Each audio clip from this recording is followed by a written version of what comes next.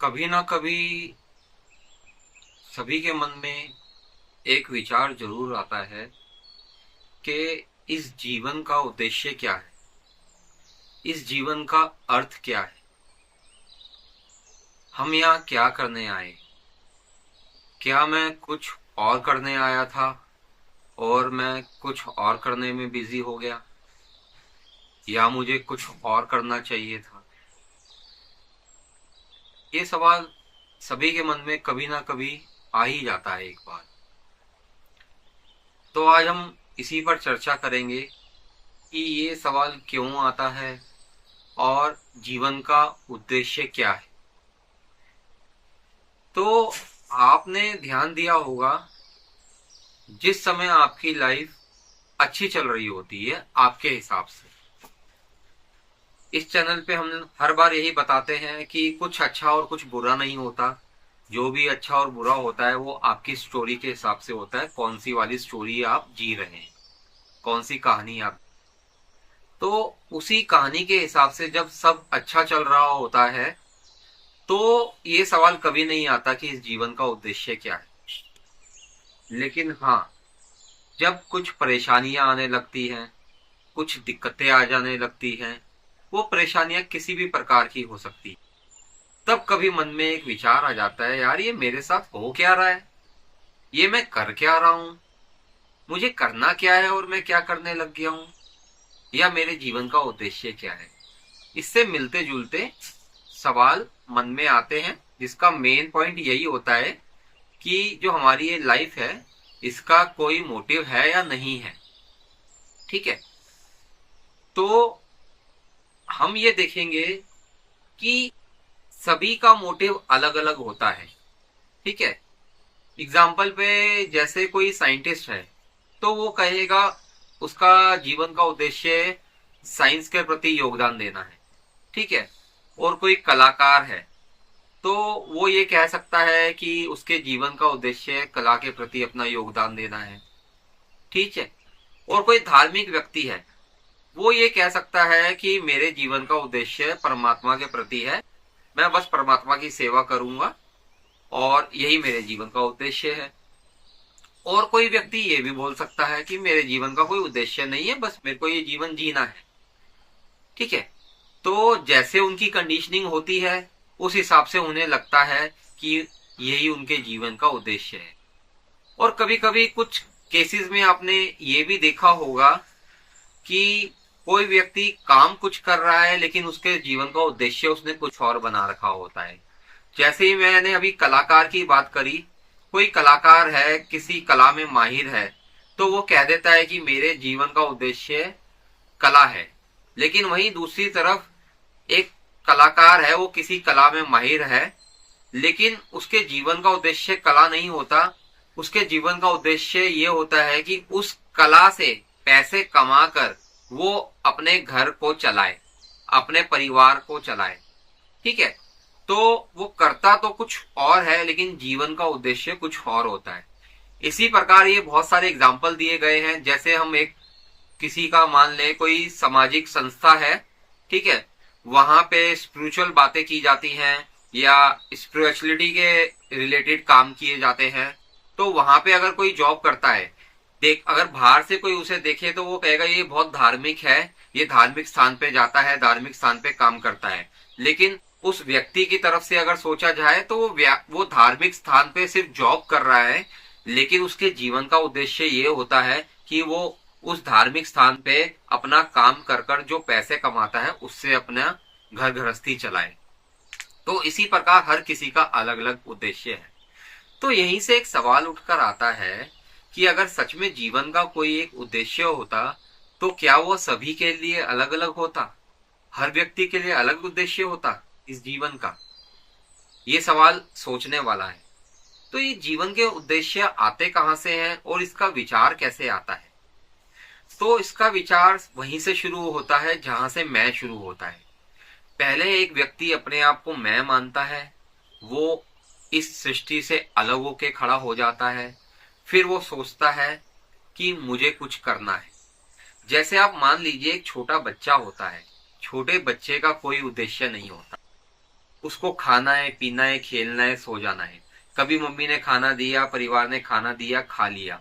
कभी नहीं दिया तो रो लिया। रोने पे मिल गया तो खा लिया, नहीं तो चुप हो लिया। टाइम मिला तो खेल लिया। खेल भी वो किसी भी चीज से खेल लेता है, जरूरी नहीं है उसे खिलौने चाहिए। वो किसी भी चीज को अपना खिलौना बना लेता है। कभी वो सो जाता है, कभी किसी से गुस्सा हो जाता है, कभी नाराज हो जाता है। वही माता पिता उसको मारते हैं, उन्हीं माता पिता से वो प्यार भी करने लग जाता है। ठीक है, क्योंकि उस बच्चे का कोई उद्देश्य नहीं होता, उसको बस ये जीवन जीना होता है। जो जैसे हो रहा होता है वो बस उसी के साथ बहने लग जाता है। लेकिन वो बच्चा जब बड़ा बड़ा बड़ा होने लगता है धीरे धीरे, तो उसके परिवार, उसका समाज उसकी कंडीशनिंग करता है। उसकी जो शिक्षा व्यवस्था होती है वो उसकी कंडीशनिंग करती है। पहले बच्चे को बताया जाता है कि आपने स्कूल जाना है, अच्छा पढ़ाई करनी है। फिर उसको बताया जाता है अच्छे नंबर लाने हैं। अच्छे नंबर लाओगे तो आपका अच्छा रिजल्ट आएगा और आप बड़ी क्लास में चले जाओगे। फिर उसे बताया जाता है कि जब आप बड़ी क्लास में जाओगे तो आप किसी कोर्स करने लायक बनोगे।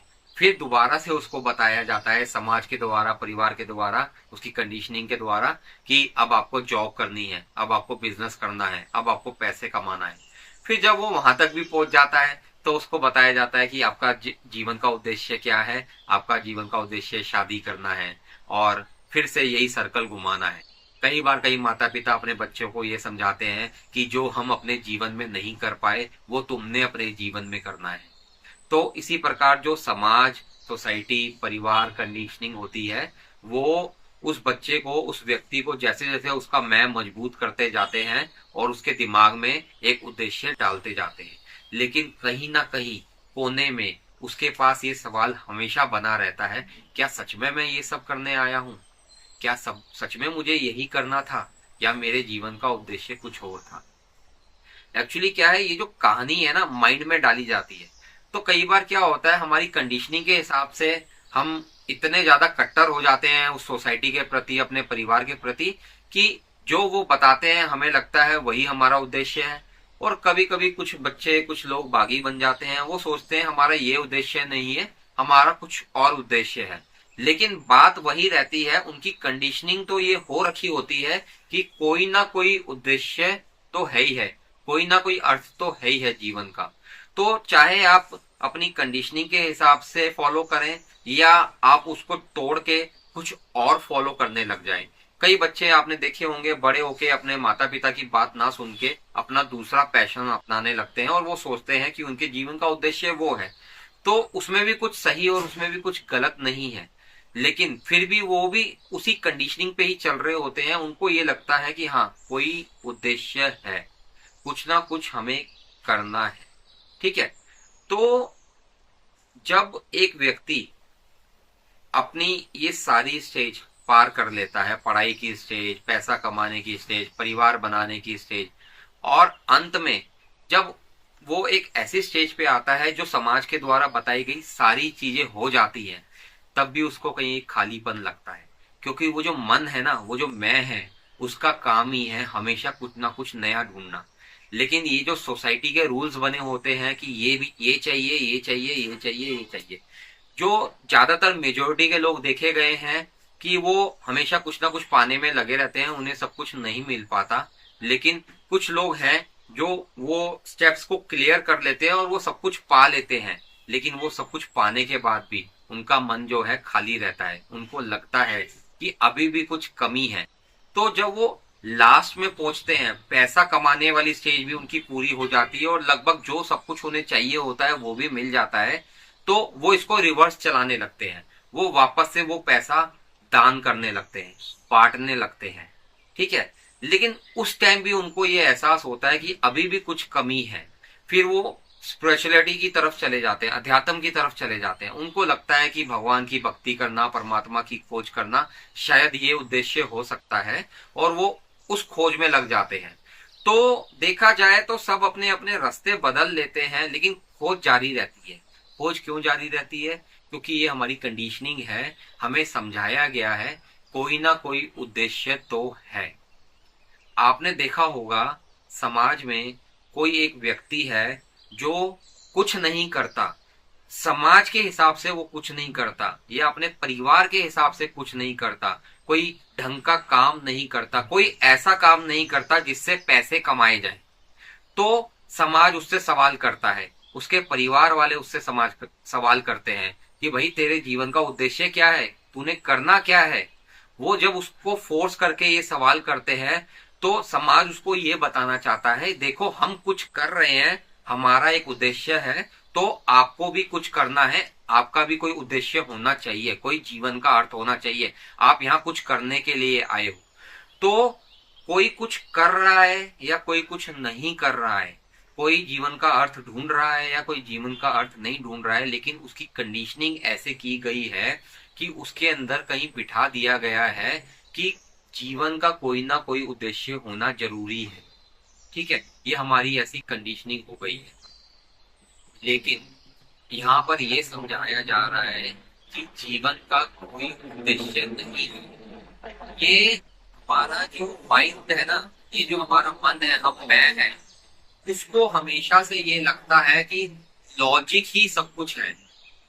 जो हमने अभी तक सीखा है ना, उसमें हमारी ऐसी कंडीशनिंग की गई है कि कोई भी बात अगर लॉजिक नहीं है, किसी सवाल का जवाब अगर नहीं निकलता, वो बात ही बेकार है। लेकिन ऐसा नहीं है, जीवन जरूरी नहीं जीवन का कोई उद्देश्य हो।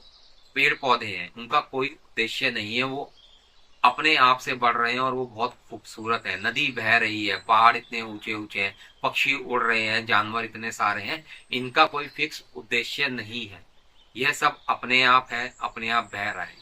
ऐसे ही व्यक्ति के जीवन का भी कोई फिक्स उद्देश्य नहीं होता, ये उसकी कंडीशनिंग होती है, जो उसे सिखाया गया होता है कि आपका एक ये या तो ए उद्देश्य है या बी उद्देश्य है, या व्यक्ति खुद से ये समझ लेता है मुझे ए या बी पे नहीं जाना, मैं अपना सी वाला उद्देश्य बना लूं। ठीक है, लेकिन ये खोज हमेशा जारी रहती है। लेकिन अगर ये समझ में आ जाए कि जीवन का कोई उद्देश्य नहीं है, कोई खोज नहीं है, तो ये जीवन बहुत ही ज्यादा खूबसूरत है, ये संसार बहुत ही ज्यादा खूबसूरत है। आप ये समझ सकते हैं कि बिना किसी उद्देश्य के भी ये जीवन बहुत ही ज्यादा खूबसूरत है और संपूर्ण है। जो उद्देश्य है, जो अर्थ खोजने की बातें की जाती हैं, वो सिर्फ और सिर्फ हमारी कंडीशनिंग की वजह से की जाती है, अदरवाइज इनका कोई भी मतलब नहीं है। ये जीवन पूरा है, संपूर्ण है, ये होल है, यही सब कुछ है। अगर ये बातें कहीं आपको किसी पॉइंट में हिट करती हैं, तो आप भी 5 मिनट बैठिएगा और सोचिएगा, क्या सच में आपके जीवन का कोई उद्देश्य है, या सिर्फ इस जीवन को जीना ही सब कुछ है। किसी उद्देश्य की जरूरत नहीं, बिना किसी उद्देश्य के ये जीवन बहुत खूबसूरत है।